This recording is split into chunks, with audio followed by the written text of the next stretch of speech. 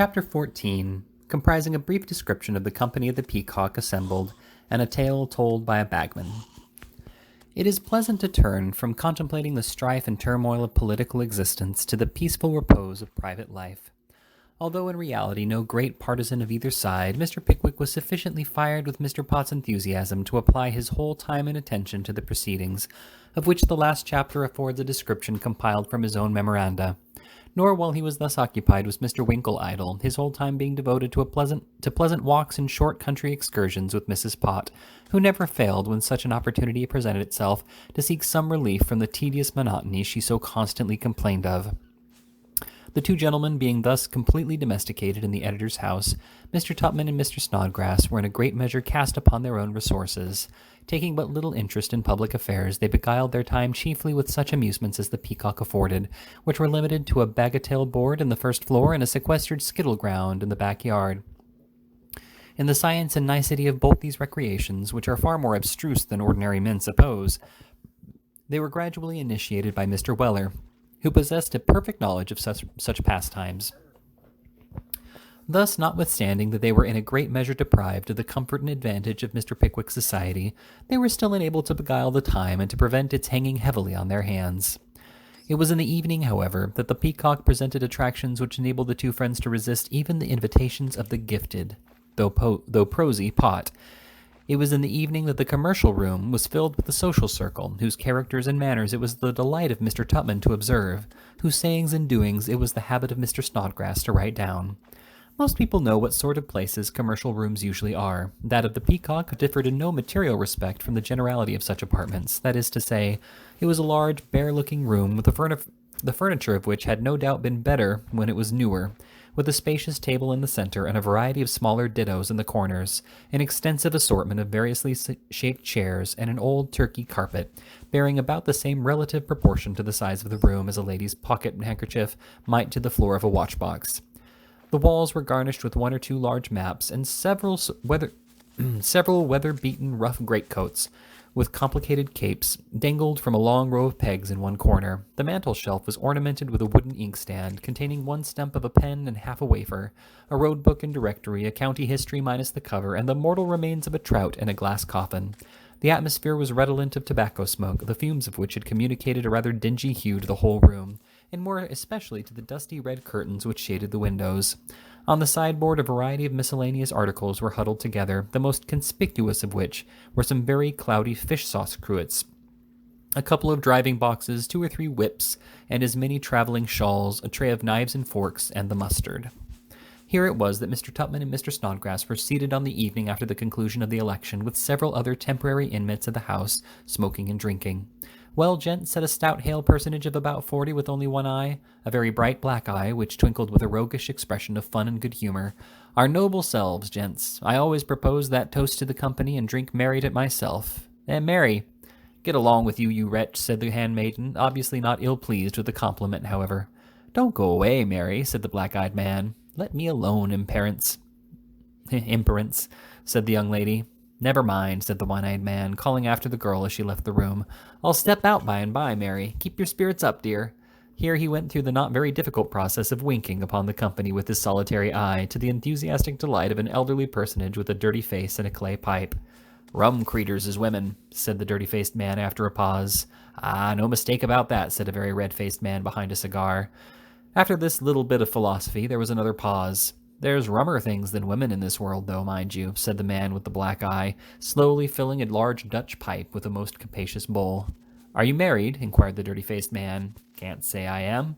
"I thought not." Here the dirty-faced man fell into ecstasies of mirth at his own retort, in which he was joined by a man of bland voice and placid countenance, who always made it a point to agree with everybody. "Women, after all, gentlemen," said the enthusiastic Mr. Snodgrass, "are the great props and comforts of our existence." "So they are," said the placid gentleman. "When they're in good humor," interposed the dirty-faced man. "And that's very true," said the placid one. "I repudiate that qualification," said Mr. Snodgrass, whose thoughts were fast reverting to Emily Wardle. "I repudiate it with disdain, with indignation. Show me the man who says anything against women as women, and I boldly declare he is not a man."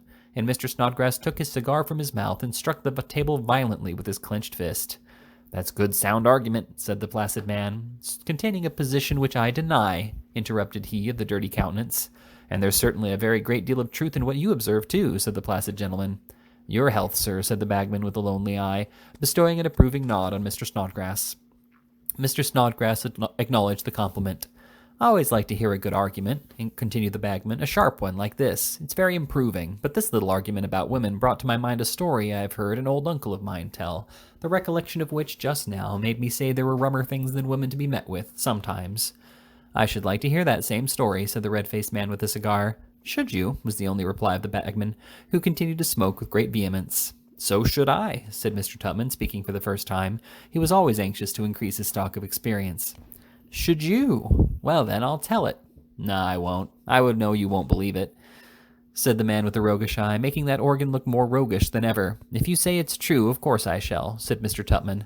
Well, upon that understanding, I'll tell you, replied the traveler. Did you ever hear of the great commercial house of Bilson and Slum? But it doesn't matter, though, whether you did or not, because they retired from business long since. It's 80 years ago since the circumstance happened to a traveler for that house, but he was a particular friend of my uncle's, and my uncle told the story to me. It's a queer name, but he used to call it the Bagman's Story, and he used to tell it something in this way. One winter's evening about 5 o'clock, just as it began to grow dusk, a man in a gig might have been seen, urging his tired horse along the road which leads across Marlborough Downs in the direction of Bristol. I say he might have been seen, and I have no doubt he would have been, if anybody but a blind man had happened to pass that way. But the weather was so bad, and the night so cold and wet, that nothing was out but the water, and so the traveler jogged along in the middle of the road, lonesome and dreary enough. If any bagman of that day could have caught sight of the little neck-or-nothing sort of gig, with a clay-colored body and red wheels, and the vixenish, ill-tempered, fast-going bay mare, that looked like a cross between a butcher's horse and a two-penny post-office pony, he would have known at once that this traveler could have been no other than Tom Smart of the great house of Bilson and Slum, Kate Ayton Street, City. However, as there was no bagman to look on, nobody knew anything at all about the matter, and so Tom Smart and his clay-colored gig with the red wheels and the vixenish mare with a fast pace went on together, keeping the secret among them, and nobody was a bit the wiser.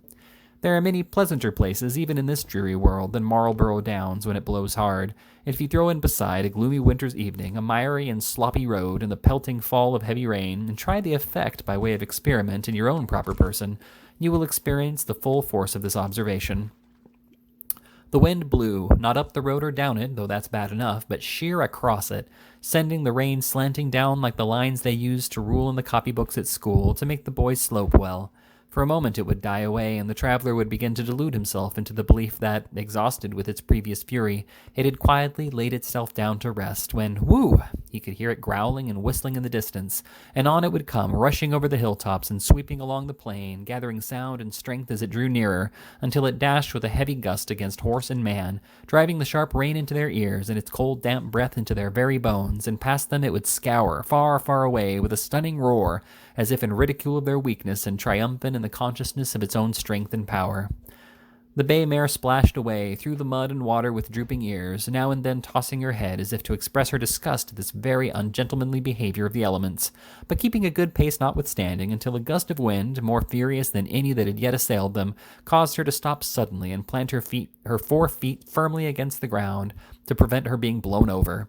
It's a special mercy that she did this, for if she had been blown over, the vixenish mare was so light and the gig was so light, and Tom Smart was such a light weight into the bargain, that they must infallibly have all gone rolling over and over together until they reached the confines of earth, or until the wind fell, and in either case, the probability is that neither the vixenish mare, nor the clay-colored gig with the red wheels, nor Tom Smart would ever have been fit for service again. Well, dang my straps and whiskers, says Tom Smart. Tom sometimes has an unpleasant knack of swearing. Dang my straps and whiskers, says Tom. If this ain't pleasant, blow me. You'll very likely ask me why, as Tom Smart had been pretty well blown already. He expressed this wish to be submitted to the same process again. I can't say. All I know is that Tom Smart said so, or at least he always told my uncle he said so, and it's just the same thing. Blow me, says Tom Smart, and the mare neighed as if she were precisely of the same opinion. Cheer up, old girl, said Tom, patting the bay mare on the neck with the end of his whip. It won't do pushing on such a night as this. The first house we come to we'll put up at, so the faster you go, the sooner it's over. So, old girl, gently, gently. Whether the vixenish mare was sufficiently well acquainted with the tones of Tom's voice to comprehend his meaning, or whether she found it colder standing still than moving on, of course I can't say.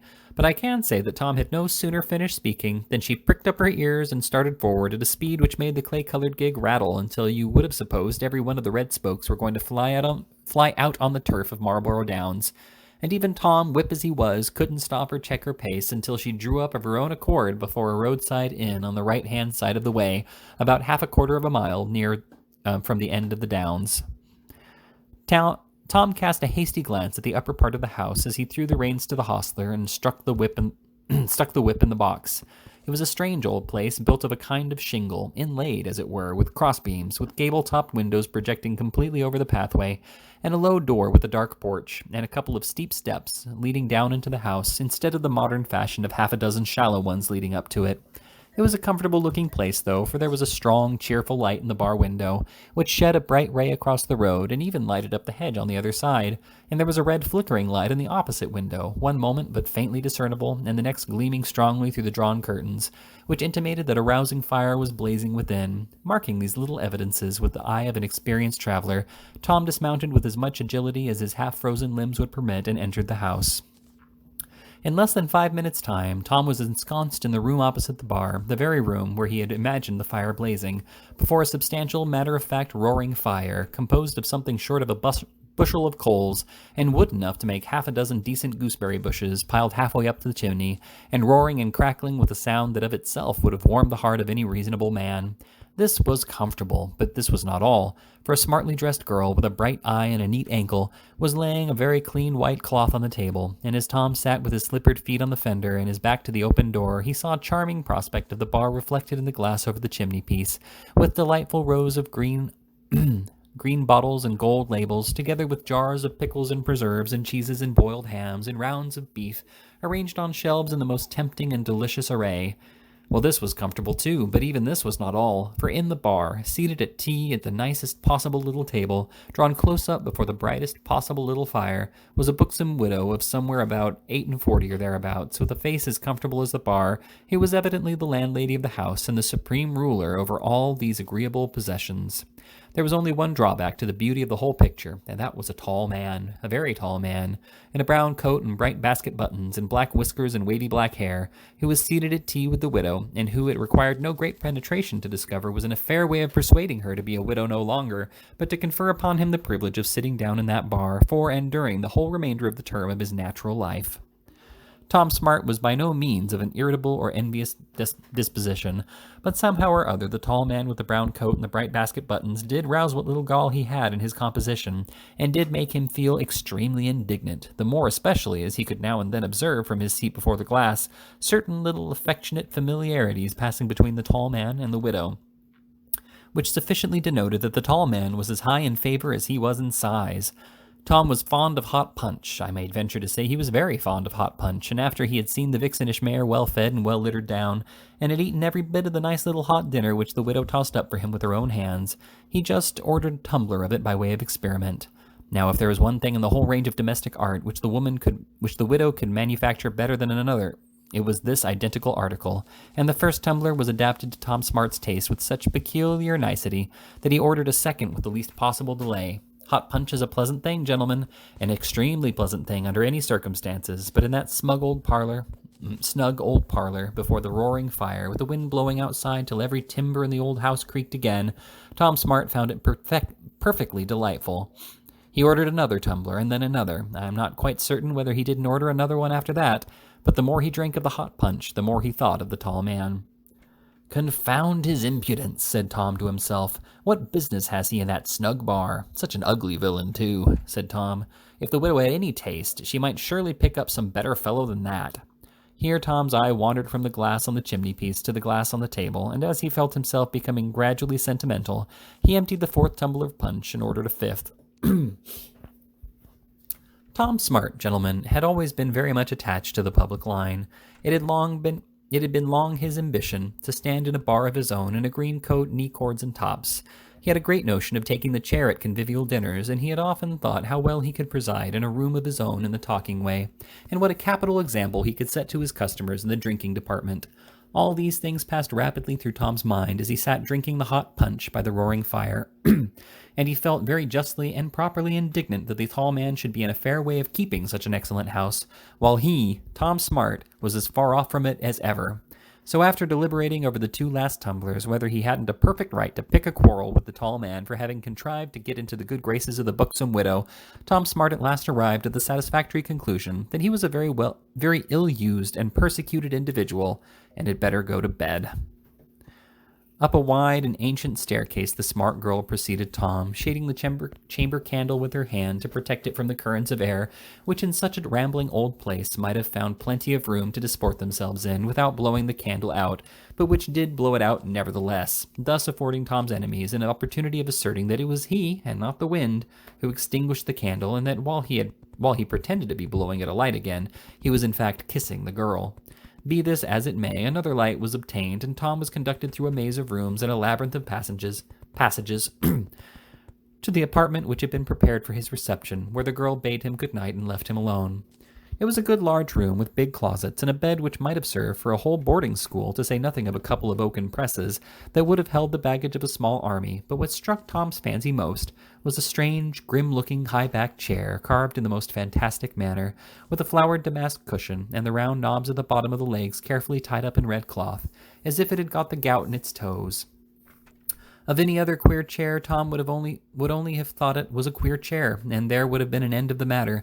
But there was something about this particular chair, and yet he couldn't tell what it was, so odd and so unlike any other piece of furniture he had ever seen, that it seemed to fascinate him. He sat down before the fire, and stared at the old chair for half an hour. Dang that chair. It was such a strange old thing, he couldn't take his eyes off it.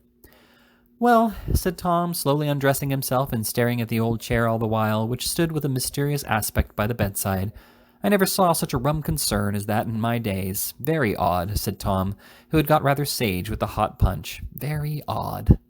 Tom shook his head with an air of profound wisdom and looked at the chair again. He couldn't make anything of it, though, so he got into bed, covered himself up warm, and fell asleep. In about half an hour, Tom woke with a start from a confused dream of tall men and tumblers of punch, and the first object that presented itself to his waking imagination was the queer chair. "I won't look at it any more," said Tom to himself, and he squeezed his eyelids together and tried to persuade himself he was going to sleep again. No use. Nothing but queer chairs danced before his eyes, kicking up their legs, jumping over each other's backs, and playing all kinds of antics. "I may as well see one real chair as 2 or 3 complete sets of false ones," said Tom, bringing out his head from under the bedclothes. There it was, plainly discernible by the light of the fire, looking as provoking as ever. Tom gazed at the chair, and suddenly as he looked at it, a most extraordinary change seemed to have come over it. The carving of the back gradually assumed the lineaments and expression of an old shriveled human face. The damask cushion became an antique, flapped waistcoat. The round knobs grew into a couple of feet encased in red cloth slippers, and the whole chair looked very like a very ugly old man of the previous century, with his arms akimbo. Tom sat up in bed and rubbed his eyes to dispel the illusion. No, the chair was an ugly old gentleman, and what was more, he was winking at Tom Smart. Tom was naturally a headlong, careless sort of dog, and he had 5 tumblers of hot punch unto the bargain, so, although he was a little startled at first, he began to grow rather indignant when he saw the old gentleman winking and leering at him with such an impudent air. At length he resolved that he wouldn't stand for it. And as the old face still kept winking away as fast as ever, Tom said in a very angry tone, What the devil are you winking at me for?" "Because I like it, Tom Smart," said the chair, or the old gentleman, whichever you like to call him. He stopped winking, though, when Tom spoke, and began grinning like a superannuated monkey. "How do you know my name, old nutcracker face?" inquired Tom Smart, rather staggered, though he pretended to carry it off so well. Come, Tom," said the old gentleman. "That's not the way to address old solid Spanish mahogany.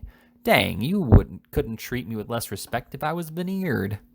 When the old gentleman said this, he looked so fierce that Tom began to grow affrighted.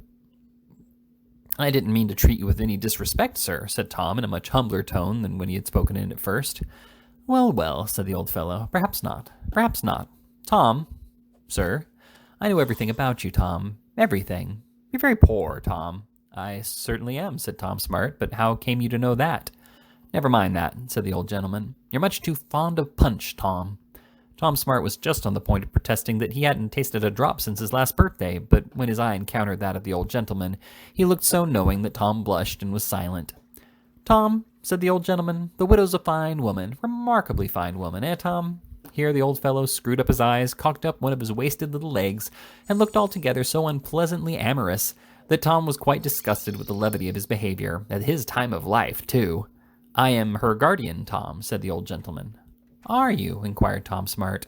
"I knew her mother, Tom," said the old fellow, "and her grandmother. She was very fond of me, made me this waistcoat, Tom." "Did she?" said Tom Smart. "And these shoes," said the old fellow, lifting up one of the red cloth mufflers. "But don't mention it, Tom. I shouldn't like to have it known that she was so much attached to me. It might occasion some unpleasantness in the family."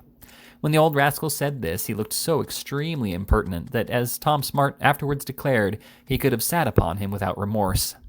"I have been a great favorite among the women in my time, Tom," said the profligate old debauchee. "Hundreds of fine women have sat in my lap for hours together. What do you think of that, you dog, eh?" The old gentleman was proceeding to recount some other exploits of his youth when he was seized with such a violent fit of creaking that he was unable to proceed. "Just serves you right, old boy," thought Tom Smart, but he didn't say anything. "Ah," said the old fellow, "I am a good deal troubled with this now. I'm getting old, Tom, and have nearly lost all my nails. I have had an operation performed, too, a small piece let into my back, and I found it a severe trial, Tom." "I dare say you did, sir," said Tom Smart. "However," said the old gentleman, "that's not the point. Tom, I want you to marry the widow." "Me, sir?" said Tom. "You," said the old gentleman. "Bless your reverend locks," said Tom. He had a few scattered horsehairs left. "Bless your reverend locks, she wouldn't have me." And Tom sighed involuntarily as he thought of the bar. "Wouldn't she?" said the old gentleman firmly. "No, no," said Tom. "There's somebody else in the wind. A tall man, a confoundedly tall man, with black whiskers." "Tom," said the old gentleman, "she will never have him." "Won't she?" said Tom. "If you stood in the bar, old gentleman, you'd tell another story."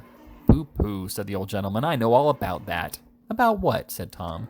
"The kissing behind the door and all that sort of thing, Tom," said the old gentleman.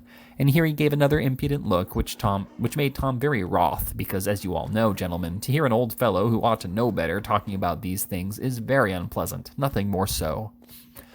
"I know all about that, Tom," said the old gentleman. "I have seen it done very often in my time, Tom, between more people than I should like to mention to you, but it never came to anything after all." "You must have seen some queer things," said Tom, with an inquisitive look. "You may say that, Tom," replied the old fellow with a very complicated wink. "I am the last of my family, Tom," said the old gentleman with a melancholy sigh. "Was it a large one?" inquired Tom Smart.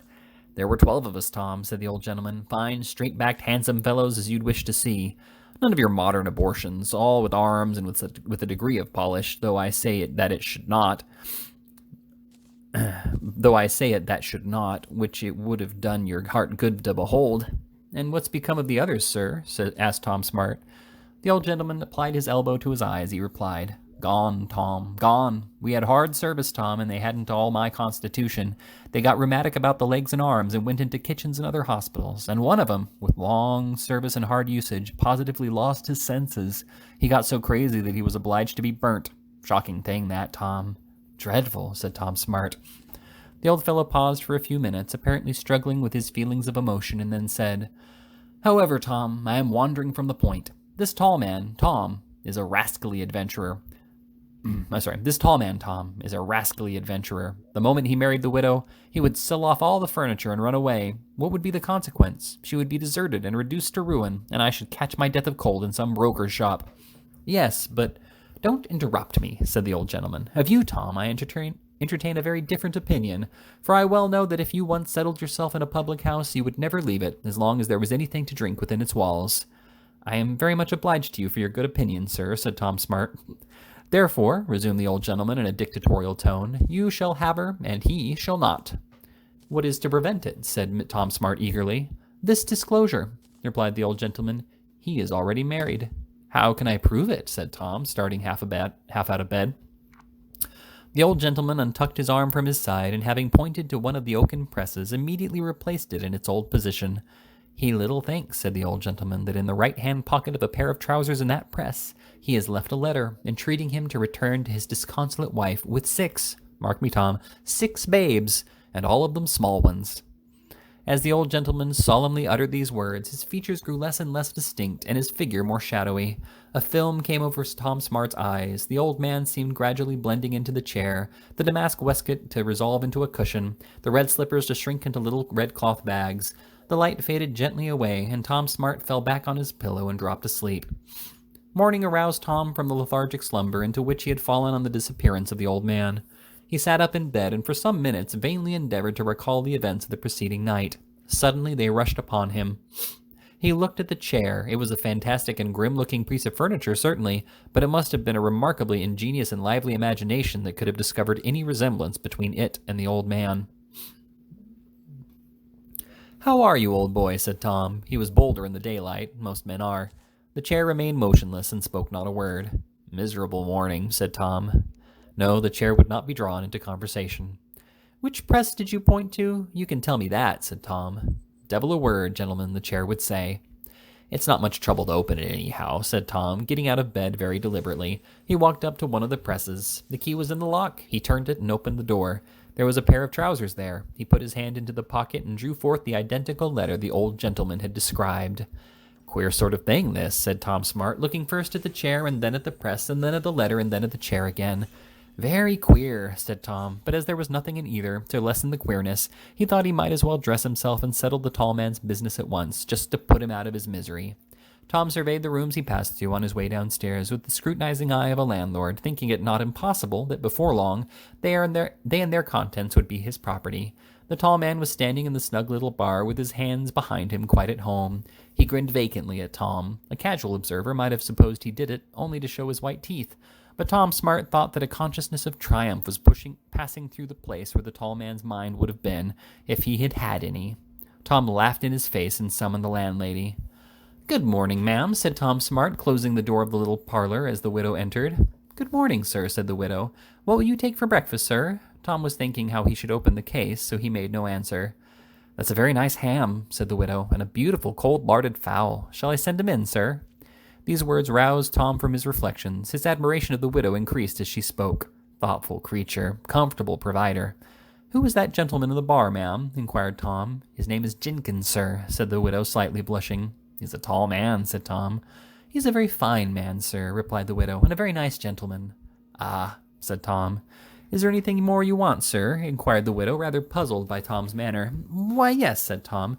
"My dear ma'am, will you have the kindness to sit down for one moment?" The widow looked much amazed, but she sat down, and Tom sat down too, close beside her.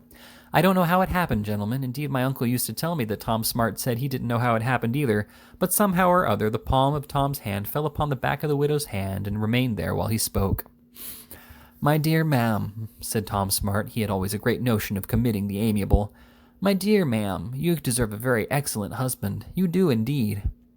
"Oh, sir," said the widow, as well she might. Tom's mode of commencing the conversation being rather unusual, not to say startling, the fact of his never having set eyes upon her before the previous night being taken into consideration. "Oh, sir." "I scorn to flatter, my dear ma'am," said Tom Smart. "You deserve a very admirable husband, and whoever he is, he'll be a very lucky man." As Tom said this, his eye involuntarily wandered from the widow's face to the comfort around him. The widow looked more puzzled than ever and made an effort to rise. Tom gently pressed her hand as if to detain her, and she kept her seat. Widows, gentlemen, are not usually timorous, as my uncle used to say. "If I am sure I am very much obliged to you, sir, for your good opinion," said the buxom landlady, half laughing. "And if ever I marry again, said Tom Smart, looking very shrewdly out of the right-hand corner of his left eye, "Well," said the widow, laughing outright this time, "when I do, I hope I shall have as good a husband as you describe." "Jenkins, to wit," said Tom. "Oh, sir!" exclaimed the widow. "Oh, don't tell me," said Tom. "I know him." "I am sure nobody who knows him knows anything bad of him," said the widow, bridling up at the mysterious air with which Tom had spoken. "Hem," said Tom Smart. The widow began to think it was high time to cry, so she took out her handkerchief and inquired whether Tom wished to insult her, whether he thought it like a gentleman to take away the character of another gentleman behind his back. Why, if he had got anything to say, he didn't say it to the man, like a man, instead of terrifying a poor weak woman in that way, and so forth. "I'll say it to him fast enough," said Tom, "only I want you to hear it first." "What is it?" inquired the widow, looking intently in Tom's countenance. "I'll astonish you," said Tom, putting his hand in his pocket. If it is that he wants money, said the widow, I know that already, and you needn't trouble yourself. Pooh, nonsense, that's nothing, said Tom Smart. I want money, tain't that. Oh dear, what can it be? Exclaimed the poor widow. Don't be frightened, said Tom Smart. He slowly drew forth the letter and unfolded it. You won't scream? Said Tom doubtfully. Oh, no, replied the widow. Let me see it. You won't go fainting away or any of that nonsense, said Tom. No, no, returned the widow hastily. And don't run out and blow 'em up, said Tom, because I'll do all that for you. You had better not exert yourself. Well, well, said the widow, let me see it. I will, replied Tom Smart, and with these words he placed the letter in the widow's hand. Gentlemen, I have heard my uncle say that Tom Smart said the widow's lamentations when she heard the disclosure would have pierced a heart of stone. Tom was certainly very tender-hearted, but they pierced his, to the very core. The widow rocked herself to and fro and wrung her hands. Oh, the deception and villainy of the man, said the widow. Frightful, my dear ma'am, but compose yourself, said Tom Smart. Oh, I can't compose myself, shrieked the widow. I shall never find anyone else I can love so much. Oh, yes, you will, my dear soul, said Tom Smart, letting fall a shower of the largest-sized tears in pity for the widow's misfortunes. Tom Smart, in the energy of his compassion, had put his arm round the widow's waist, and the widow, in a passion of grief, had clasped Tom's hand. She looked up in Tom's face and smiled through her tears. Tom looked down in hers and smiled through his. I never could find out, gentlemen, whether Tom did or did not kiss the widow at that particular moment. He used to tell my uncle he didn't, but I have my doubts about it. Between ourselves, gentlemen, I rather think he did. At all events, Tom kicked the very tall man out of the front door half an hour later and married the widow a month after, and he used to drive about the country with the clay-colored gig with the red wheels and the vixenish mare with the fast pace till he gave up business many years afterwards and went to France with his wife, and then the old house was pulled down. Will you allow me to ask you, said the inquisitive old gentleman, what became of the chair? Why, replied the one-eyed bagman, it was observed to creak very much on the day of the wedding, but Tom Smart couldn't say for certain whether it was with pleasure or bodily infirmity. He rather thought it was the latter, though, for it never spoke afterwards. Everybody believed the story, didn't they? Said the dirty-faced man. Everybody believed the story, didn't they? Said the dirty-faced man, refilling his pipe. Except Tom's enemies, replied the bagman. Some of 'em said Tom invented it altogether, and others said he was drunk and fancied it, and got hold of the wrong trousers by mistake before he went to bed. But nobody ever minded what they said. Tom Smart said it was all true, every word. And your uncle? Every letter. They must have been very nice men, both of 'em, said the dirty-faced man. Yes, they were, replied the bagman. Very nice men indeed.